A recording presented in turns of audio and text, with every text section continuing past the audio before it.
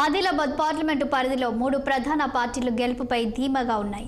Sitting స్థానాన్ని నిలబెట్టుకోవాలని BJP భావిస్తుంది. తెలంగాణలో అధికారంలో ఉన్న కాంగ్రెస్ ఎలాగైనా గెలవాలని పట్టుదలతో ఉంది. బీఆర్ఎస్ అభ్యర్థి గెలిచి తీరుతారని ధీమాగా ఉంది. ఇలా 3 పార్టీల రాజకీయం రసవత్తరంగా మారిందని చెప్పొచ్చు.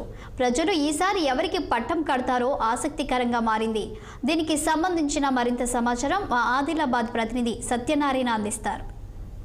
ఆదిలాబాద్ పార్లమెంటు నియోజకవర్గంలో ఆసక్తికర రాజకీయం నెలకొందని చెప్పొచ్చు. ప్రధానంగా 3 ప్రధాన పార్టీలు పోటీ పడుతున్నాయి. బీజేపీ, బీఆర్ఎస్, కాంగ్రెస్ పార్టీల మధ్య పోటీ నెలకొంది. బీజేపీ సిట్టింగ్ స్థానాన్ని ఎలాగైనా నిలబెట్టుకోవాలని భావిస్తుంది. ఈ నేపథ్యంలోనే 2019లో గెలిచిన సోయం బాపురావుని ఈసారి పక్కన పెట్టి గోడెం నాగేష్కి బీజేపీ అధిష్టానం టికెట్ కేటాయించింది. ఆదిలాబాద్ పార్లమెంటు సెగ్మెంట్లో 7 అసెంబ్లీ నియోజకవర్గాలున్నాయి. ఈ 7 అసెంబ్లీ సెగ్మెంట్లో బీజేపీ 4 స్థానాలు గెలిచింది, బీఆర్ఎస్ 2 స్థానాలు గెలిచింది. కాంగ్రెస్ మాత్రం 1 సీటుకే పరిమితమైంది. మరొక వైపు బీఆర్ఎస్ నుండి అత్రం సక్కుని బరిలో దింపక కాంగ్రెస్ అత్రం సుగుణకు సీటు కేటాయించింది. తెలంగాణలో కాంగ్రెస్ అధికారంలో ఉన్న ఈ నేపథ్యంలో ఖచ్చితంగా గెలిచి తీరాలని భావిస్తుంది.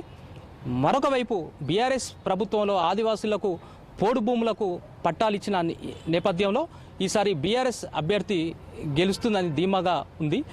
3 ప్రధాన పార్టీలు గెలుపుపై ధీమాగా ఉన్న పరిస్థితి కనిపిస్తుంది. ఇప్పటికే ప్రచారాన్ని ముమ్మరం చేశాయి.